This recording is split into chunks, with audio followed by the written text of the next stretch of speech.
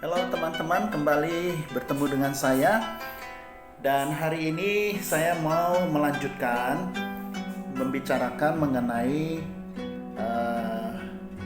sebuah produk yang begitu baik, yaitu dari Niken Sohonsa Corporation Jepang yang berdiri di tahun 1975. Dan produk ini dikenal sebagai Ken Koyakusai ya, dari Jepang, Ken Koyakusai. Dan ini sudah saya bahas di video-video sebelumnya.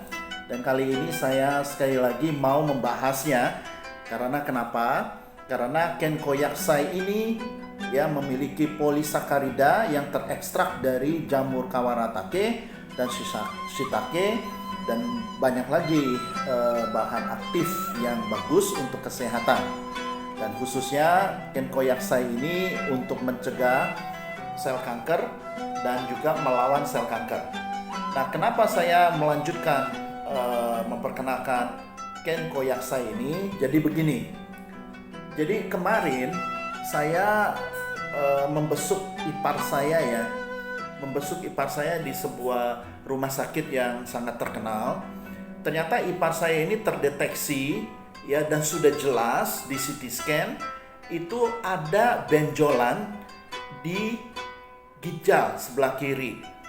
Dan benjolan ini sudah terdeteksi atau sudah dipastikan itu adalah tumor. Ya, dan tidak tanggung-tanggung, besarnya itu 5 sampai 6 cm.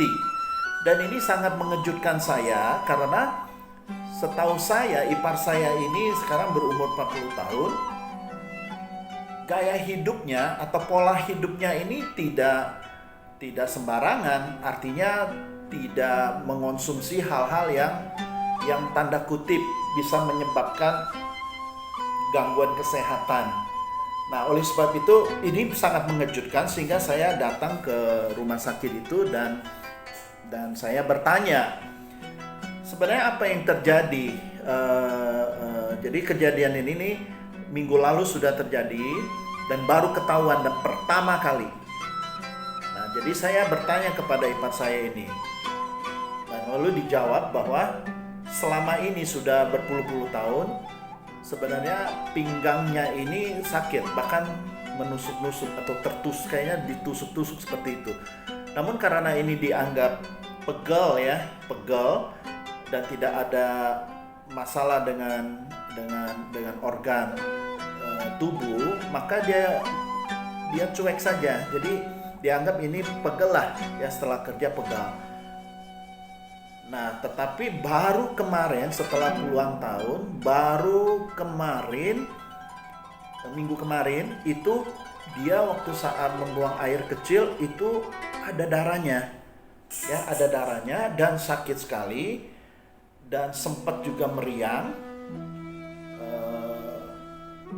Mual tidak ya, tapi ini kan ada darah ya di saat membuang air kecil, sehingga dia mulai pergi ke dokter dan dicek, dan akhirnya ditemukan bahwa ada tumor ginjal ya, dan gak tanggung-tanggung itu 5 sampai 6 cm.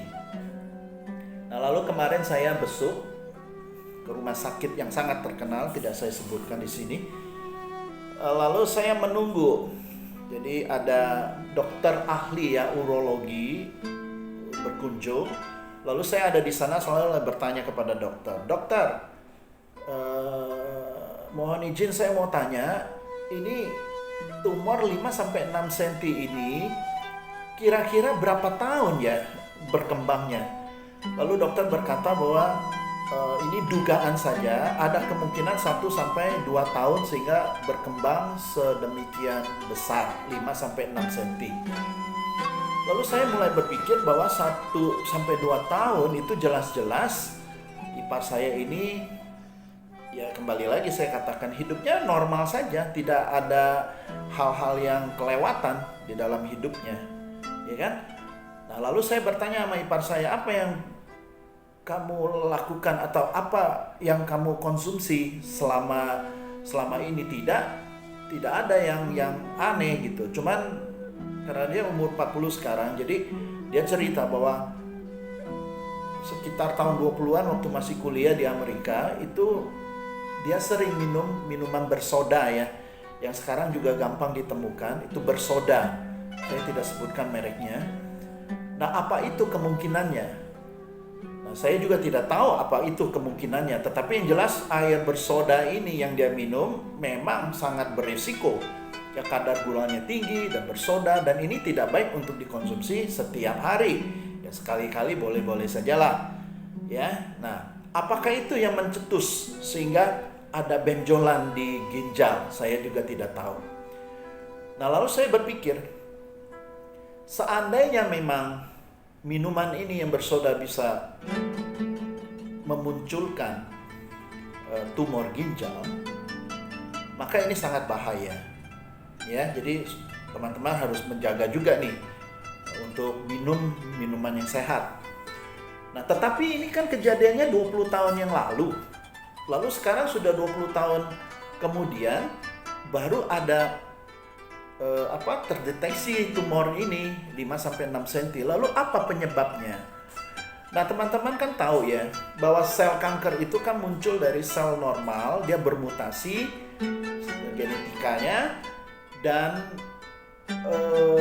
lalu berkembang sedemikian cepat sehingga menggerogoti ya, melawan sel-sel yang normal yang kalah cepat pertumbuhannya, sehingga terjadilah sel kanker. Dan saya tanya, apakah sel kanker ini sebenarnya munculnya dari mana kepada dokter ya, sehingga ada tumor ginjal yang disebutkan bahwa sel kanker yang ada di ginjal ini ya dari sel ginjal. Nah, kita tahu ya di dalam tubuh kita tuh ada beberapa sel ya, ada sel darah, sel otot, sel syaraf, sel ya macam-macam gitu kan. Nah, sehingga ini harus hati-hati. Nah, jadi saya tanya sama dokter karena ini kan sudah 5-6 cm dan dia ada di, nanti saya akan berikan fotonya ya. Fotonya itu 5-6 cm itu sudah lebih besar, hampir setengah dari ginjalnya yang sebelah kiri. Sehingga dokter bilang ini harus diangkat semua. Ya, walaupun faktanya ginjal sebelah kiri yang ada tumor ini masih berfungsi dengan baik. Ya, masih berfungsi dengan baik. Tetapi harus diangkat. Nah, lalu saya berpikir, kalau fungsi yang masih baik itu diangkat, diambil, apakah ada cara lain untuk menyelamatkan, ya paling tidak tumornya saja yang diambil, jangan sampai dengan ginjalnya. Nah, ini dijawab bahwa kalau tidak diambil ginjalnya, maka ada kemungkinan menyebar, gitu ya. Ya walaupun sudah diambil tumornya, karena bagaimanapun setelah dioperasi ginjalnya diambil itu masih tetap harus diperiksa apakah akan menyebar atau sudah menyebar atau belum ke organ yang lain. Nah, ini kan jadi risiko tersendiri. Jadi sudah dioperasi lalu tetap harus diperiksa. Nah, syukur-syukur tidak ada penyebaran, tetapi kan semua orang sekalipun dokter juga tidak berani menjamin setelah dioperasi. Nah, lalu bagaimana? Apakah bisa dengan cara lain tidak dioperasi? Lalu dokter mengatakan ada satu cara, yaitu membekukan sel kankernya itu. Ya, yang namanya krioterapi ya, krioterapi. Jadi disuntikkan di sel kankernya sehingga membeku. Nah, ini pun katanya tidak banyak di rumah sakit di Indonesia. Harus di luar negeri, dan ini belum menjadi praktek yang secara global ya. Jadi yang umumnya itu adalah dioperasi ya. Kalau tidak bisa dioperasi atau begitu dioperasi masih ada penyebaran, nah itu harus dicari yang bisa masuk ke stadium-stadium berikutnya. Kalau sudah sampai 3 ke 4 itu harus kemoterapi. Nah, bukankah kalau kita bicara kanker ini sangat takut ya, buat setiap orang yang terdeteksi kanker ini kan sangat takut ya. Nah, tapi nanti di akhir video ini saya ada pesan ya, bagaimana mengatasi ketakutan itu. Nah, kembali lagi dengan ipar saya ini, sehingga dia sekarang lagi bingung juga, sedang berkonsultasi dengan dokter yang ada di rumah sakit itu, bahkan dia berkonsultasi juga dengan dokter yang ada di Singapura untuk second opinion. Dan ternyata dokter Singapura juga mengatakan ini harus diangkat. Nah, teman-teman, kita tahu ya, ginjal itu berfungsi sangat sangat penting ya di tubuh kita, yaitu menyaring racun ya, menyaring zat-zat yang tidak terpakai setelah kita minum atau makan, sehingga ini nanti terbuang melalui urin. Nah, di samping ginjal ini juga memproduksi enzim renin ya, sama juga eritropoietin gitu kan. Eritropoietin gitu kan. Benar nggak nih saya ngomong? Eritropoietin ya, eritropoietin. Nah, ini hormon ya yang menghasilkan sel-sel darah merah. Nah, jadi kalau enzim atau hormon enzim renin itu kan untuk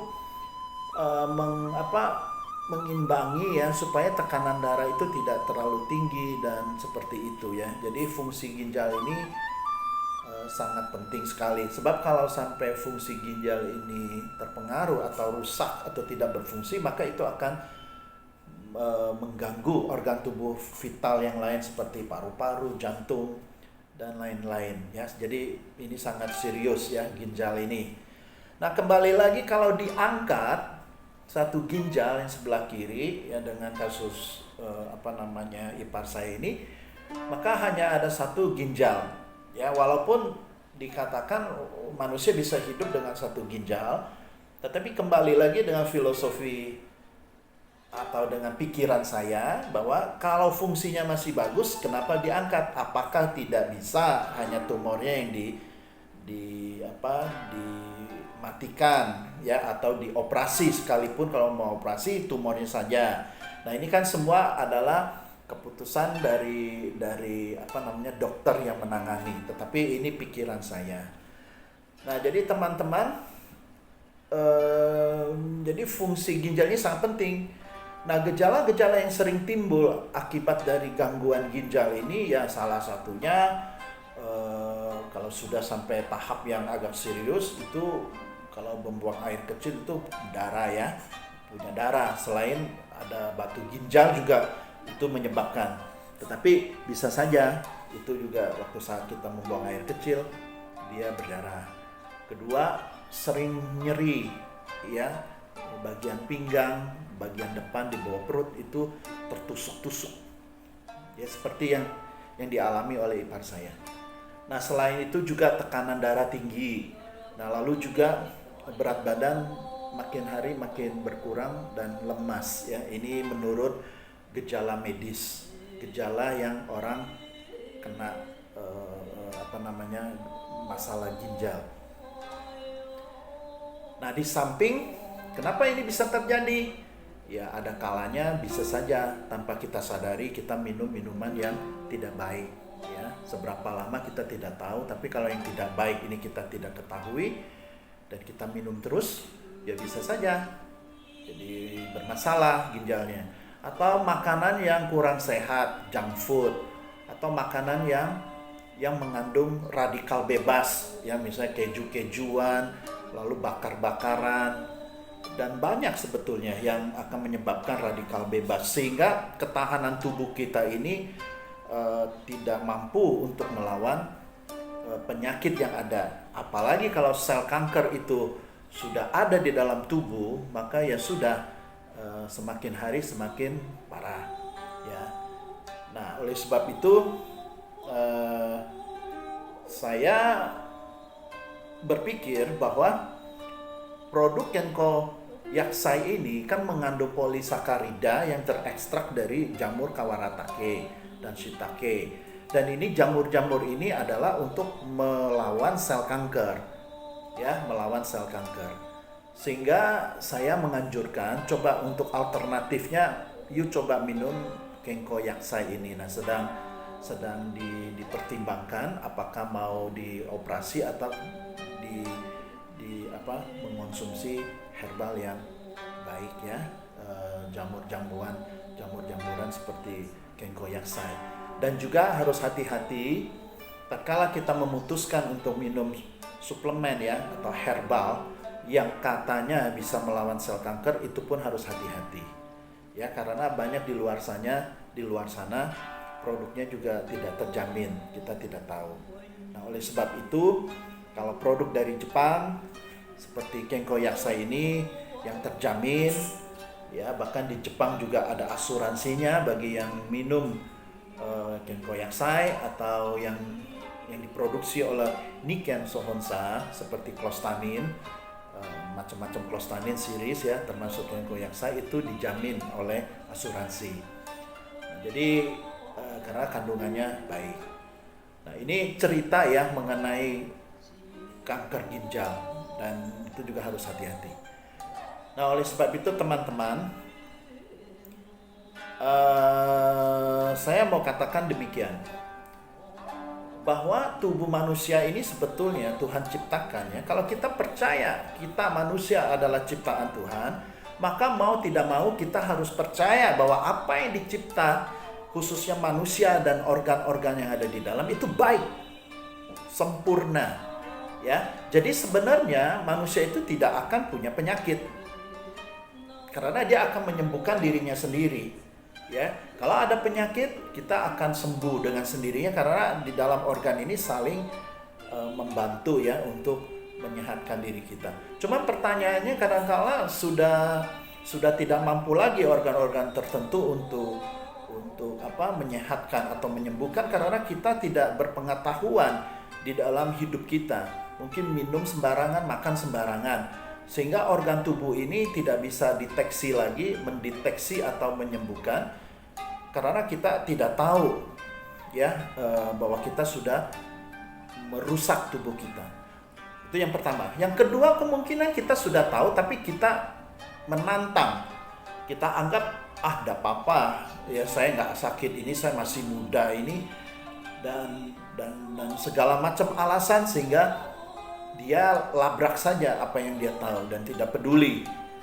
Nah, oleh sebab itu, kalau teman-teman atau kita semua terdeteksi ya, karena kanker ini kan penyakit yang sangat menakutkan ya, karena datangnya juga bisa tahu-taunya ada sel kanker ya, kecuali keturunan. Kita tahu bahwa dia keturunan, memang ada keturunan dari sebelumnya ini ada potensi sel kanker.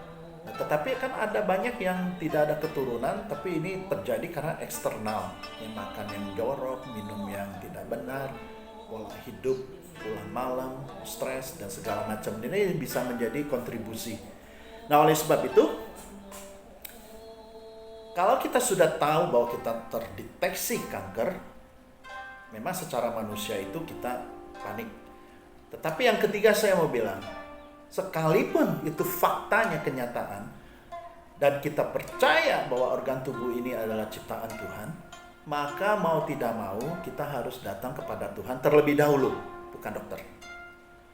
Ke Tuhan dulu dan minta ampun ya, dan minta pencerahan dan bertobat, karena kita sudah merusak apa yang Tuhan berikan buat kita. Itu dulu. Jadi jangan cari dokter. Oke? Nah, setelah kita minta ampun kepada Tuhan, maka mau tidak mau kita diberikan hikmat.